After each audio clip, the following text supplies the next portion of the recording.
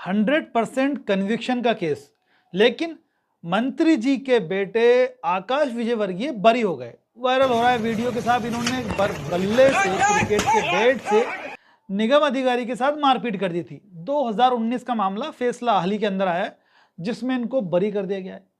अब मैं ये बात बोल रहा हूं आपसे कि 100% कन्विक्शन का केस बरी केस हो सकता है। बिल्कुल आप भी बरी हो सकते हो इस तरीके के मुकदमों में। डिपेंड करता है कि कोर्ट में क्या गवाही दी गई है। कुछ लोग कमेंट कर रहे हैं, जज पे आरोप लगा रहे हैं कि जज साहब न्याय की देवी की तरह जज भी अंधा है, जज अगला बीजेपी का टिकट लेगा, इस तरीके के कमेंट कर रहे हैं जज के प्रति। तो मैं आपसे ये कहना चाहता हूं भाई, जज साहब का फैसला 100% सही है और पूर्ण रूप से कानूनी है। कैसे?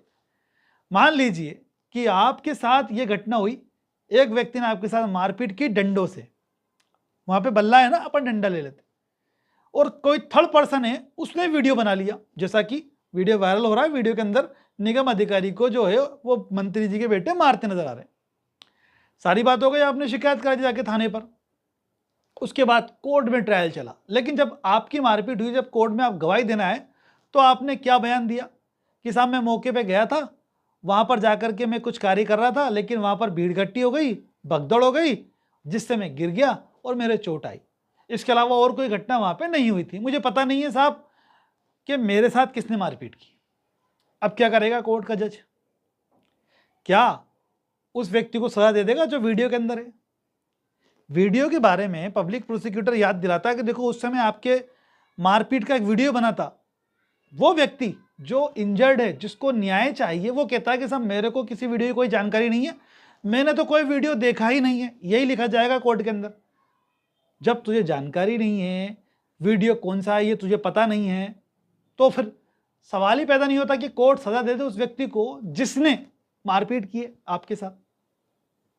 कुल मिलाकर के ऐसे हजारों, लाखों, करोड़ों केस है जो एक्चुअल होते हैं, लेकिन दोस्तों उन केसेस के अंदर बरी कर दिया जाता है, सजा नहीं होती सबूतों के अभाव में। कारण यही होता है कि जब कोर्ट के अंदर गवाह आता है तो कोर्ट में आकर के वो अपनी बात से मुंह कर जाता है, बदल जाता है, और वो इनकार करता है उसके साथ हुई घटना से। कोर्ट में आकर के बंदा गवाही दे रहा है, उस आधार पे फैसला करता है। सिर्फ फुटेज को देख करके कोर्ट फैसला नहीं कर सकता।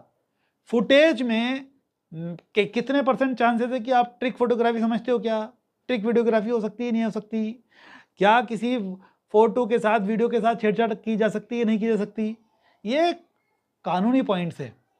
कब किसी वीडियो को, फोटो को कोर्ट सबूत के तौर पे काउंट करेगा, ये कानूनी बिंदु है। इसमें सुप्रीम कोर्ट की गाइडलाइंस है।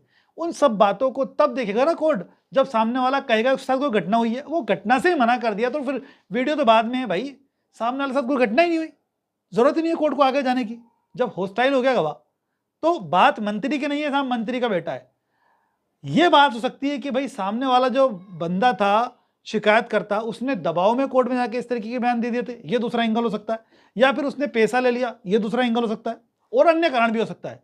लेकिन कोर्ट के सामने जो बात फाइल पे आई है, कोर्ट के सामने जो उसने गवाह दे करके उसके बयान जो फाइल पे आए ना, उसको देख करके फैसला करना है कोर्ट को। अगर झूठी गवाही दे रहा है वो, तो इसके लिए भी कानून है भाई। घटना पुरानी है तो 340 CRPC के तहत जो वहाँ का जो ऑफिसर है, पब्लिक प्रोसिक्यूटर, वो एप्लीकेशन लगा सकता है कि भाई ये व्यक्ति कोर्ट में आकर झूठी वो दे रहा है गवाही। वो अलग प्रक्रिया है। लेकिन ऐसा नहीं है कि जो जज साहब का फैसला गलत है। तो आप थोड़ा सा जानकार बनो, जागरूक बनो कि कोई भी व्यक्ति अगर बरी होता है तो आप भी इसी तरीके से बरी हो सकते हो। लेकिन अगर किसी ने बयान चेंज कर दिया तो ही बरी हो गया आप, इस तरीके के मामलों के अंदर।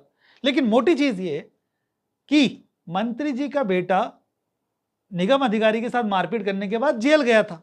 ये आपको ध्यान रखने की जरूरत है कि भाई मंत्री, वो खुद उस समय पूर्व वो विधायक था जिस समय वो जेल गया, विधायक होते हुए वो जेल गया है। ये मोटी चीज है। क्यों? क्योंकि वो गवर्नमेंट सर्वेंट जो ऑन ड्यूटी था उसको टच किया है, उसके ऊपर उसने मारपीट की है। तो मेरे कई वीडियोस में मैं आपको बताता हूं कि कभी भी ऑन ड्यूटी ऑफिसर के साथ आपको हाथापाई नहीं करनी चाहिए। निश्चित तौर पे आपको जेल जाना पड़ेगा। अब आपके सामने तो एग्जाम्पल है, विधायक जी जेल चले गए, बरी हो गए, वो दूसरा पॉइंट है, वो बता चुका हूं मैं। जज के प्रति आप गलत कमेंट कर रहे हो क्योंकि आप अनभिज्ञ हो, जानकारी के अभाव में आप इस चीज़ों को कर रहे हो। अरे बलात्कार के केस में अगर लड़की कोर्ट में जाके कह देती है कि साथ मेरे साथ बलात्कार नहीं किया ए व्यक्ति ने, कोर्ट बरी करेगा। और लड़की की अगर बालिग है, वो कहती है सर जो भी हुआ मेरी मर्जी से हुआ, मैंने ए के साथ अपनी मर्जी से सेक्स किया है, तो भी कोर्ट बरी करेगा। चाहे उसने स्टार्टिंग में ये लिख दिया हो कि जबरदस्ती बलात्कार किया था, कोर्ट में आकर के वो कंसेंट के बयान दे जाती है या घटना से इनकार कर जाती है, तो कोर्ट को बरी करना ही पड़ेगा, चाहे एफएसएल रिपोर्ट उसके खिलाफ हो, फोरेंसिक रिपोर्ट के अंदर ये आ गया हो, लेबोरेटरी रिपोर्ट के अंदर कि बलात्कार हुआ है, तो भी कोर्ट बरी करेगा भाई। कोई कंफ्यूजन है कमेंट करके सवाल कर लेना। ऐसे ही नॉलेजेबल वीडियोस, प्रैक्टिकल वीडियोस हमारे चैनल पे आते रहते हैं, इसलिए हमारे चैनल को सब्सक्राइब जरूर करें दोस्तों। Thanks for watching guys.